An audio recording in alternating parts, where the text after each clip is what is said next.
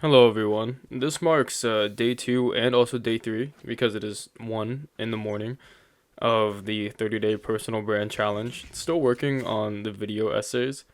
I'm finding out that I have a lot to yap about and to talk about, but there's just this idea that there's so many people working on motivation and inspiring people and having something to talk about that it's like, oh, why am I really talking here? If everything that I have to say, like a lot of it, I follow Backside Carter, and I love Jim Tang's content, along with a lot of other creators like Zero to Pseudo, the Virage, the Allah. It's just, if I'm just gonna rehash what other people say, like what makes my experience unique or worth listening to, it's not my presentation. I take those tips also off the internet, off of my own lived experience from people who have lived life, and I think that's kind of the whole point. It's that each person has their own unique lived experience that they have for themselves, and the way that they talk and the way that they express themselves, the culture, the ideas, is all what kind of meshes everything together to make something worthwhile. At least that's what I think. So that's kind of the fun of this challenge. It's just I'm discovering about myself uh, the struggles of making content, such as using filler words, and also of trying to be genuine, but also hiding behind this facade, this reality that it's just me in my house talking to a screen and in front of a microphone that I wanted to use back when I was in middle school to make music and to make content like this, but moreover to make gaming content. And I ended up just using my headset. I never really followed through with it. And here I am using it for something that I never thought I would use it for, around a challenge that I didn't even know existed before this stuff came around, and it's a lot of fun. So I'm working again. It's fun. That was my week off when I actually started this challenge. So combining day two and day three as a personal check-in of how it's going so far, and it's to say that I'm making time for it where I can. I have a meeting at 6 a.m. and I thought, okay, if I go to bed at 7, it takes me an hour to fall asleep, and then I go from 8 and I wake up at 5 and I'll be able to prepare for the meeting. It's currently 1 in the morning. I've prepared for the meeting, but I don't think I'll be going to bed anytime soon. So be excited for more content to come. It doesn't take a lot of time off my hands. I have something to talk about. I just jot some ideas down, and then I kind of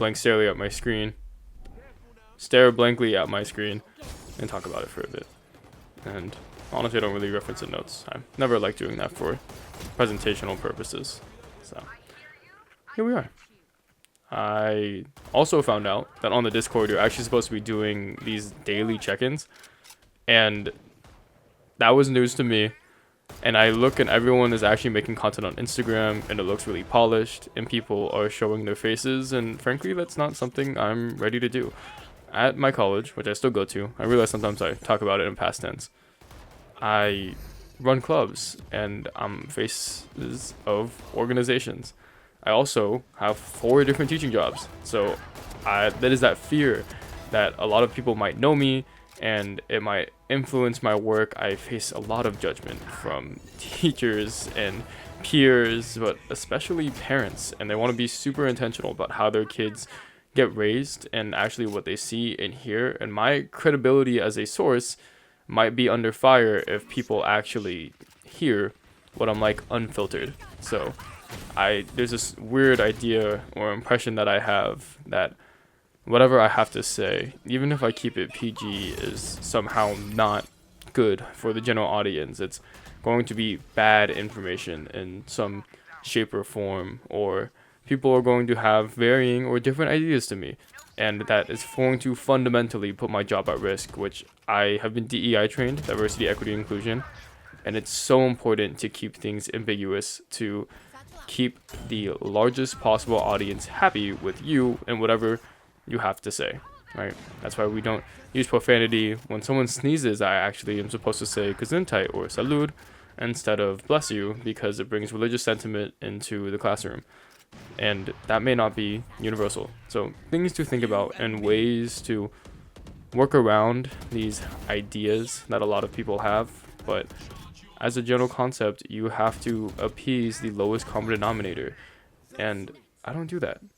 When I talk here, it's opinionated and it's authentically me, in the sense that I don't want to hold anything back. I want to express my real and genuine opinion. And the whole point of this challenge was to be vulnerable and to put myself in a position to be judged and to be challenged. And if something I also realize about myself is that I deliberately make my personal relationships about people who will challenge me. My parents love to be right, and they don't do it in an overbearing way. They do it in an honestly fantastic way. But it has been such a value in my life to not only be good at what I do and want to be better, but to also be right and to develop myself in that way.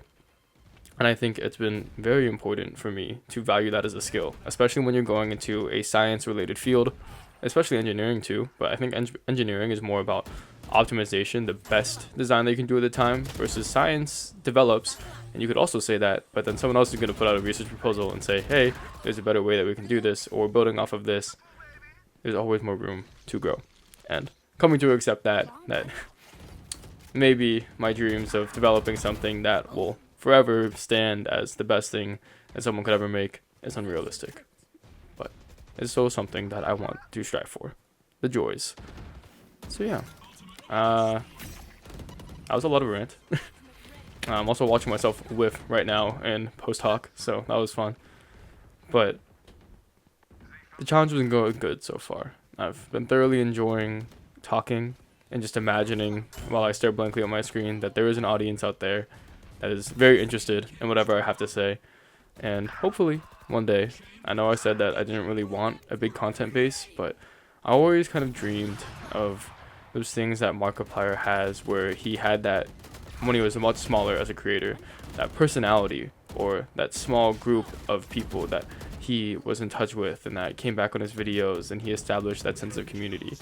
And I think that's really lost on us in terms of impressionability, because when people blow up, they blow up, and the volume just gets out of control so quickly that you have to address it as majority. Your job as an influencer does not scale well, and it's very unfortunate. So you don't have that network or that connection with someone, and the whole idea behind screens really tears that idea apart.